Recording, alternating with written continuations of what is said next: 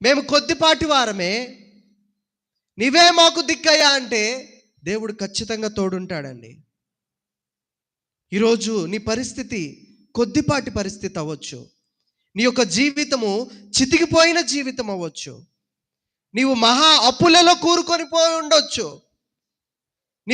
నీ జీవితము నా యొక్క జీవితం ఎటు చూసినా ఎడారి అనండి.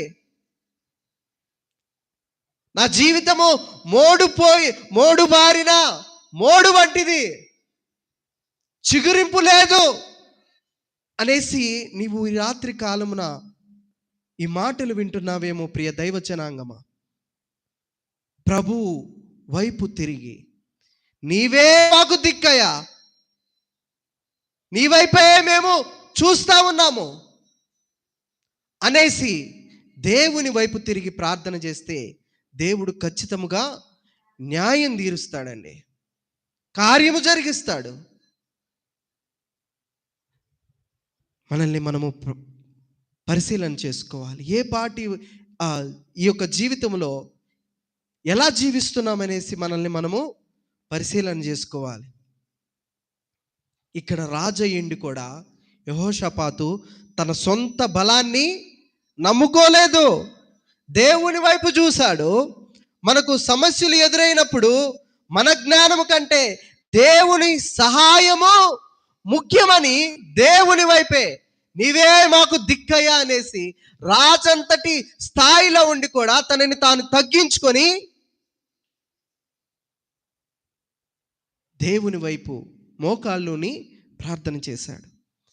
ఈరోజు ప్రియ దైవ జనాంగమా, దేవుని కలిగి ఉన్న నీవు ఎవరి వైపు చూస్తున్నావు?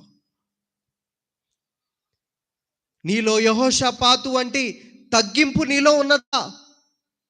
రాజైనా కానీ తనను తాను తగ్గించుకున్నాడు.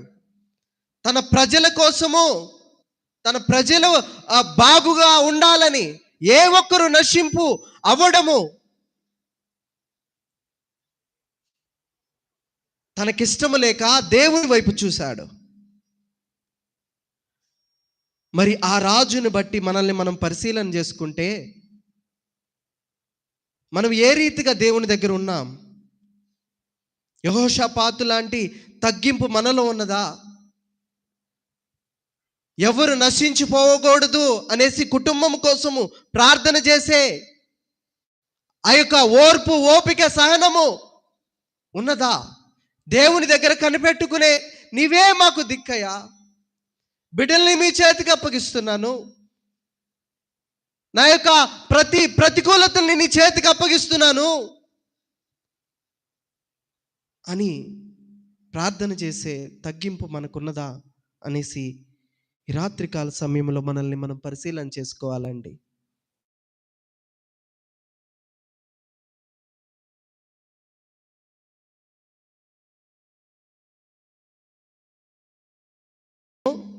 తమ శిశువులతోనూ, భార్యలతోనూ, పిల్లలతోనూ యెహోవా సన్నిధిని నిలువబడిరి.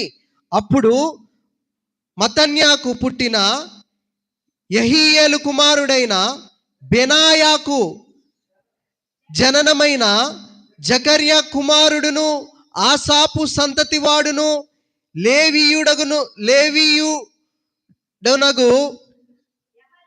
యహాజియేలు సమాజము మందిరములో ఉండెను. యెహోవా ఆత్మ అతని మీదకి రాగా అతడిలాగు ప్రకటించెను, యూదావారులారా, యెరూషలేము కాపరస్తులారా, యెహోషాపాతు రాజా, మీరందరూ ఆలకించుడి. యెహోవా సెలవిచ్చుచున్నది ఏమనగా, ఈ గొప్ప సైన్యమునకు మీరు భయపడుకుడి, జడియకుడి. ఈ యుద్ధము మీరు కాదు, దేవుడే జరిగించును. దేవునికి స్తోత్రం, హల్లెలూయా. దేవుని ఆత్మ వచ్చింది. ప్రార్థన చేస్తే అలాగా ఆత్మ రావాలి. ఈరోజు ఆత్మ వచ్చిందని పిచ్చి పిచ్చి నాట్యాలు చేసే వాళ్ళు ఉన్నారు. ఆత్మ వచ్చిందని మందిరాలలో స్త్రీలు పురుషులు కలిసి నాట్యమాడే పరిస్థితులు ఉన్నాయి. దైవ జనాంగమా, మన పరిస్థితులు ఎటెళ్ళిపోతున్నాయి అనేది మనల్ని మనం పరిశీలన చేసుకోవాలి.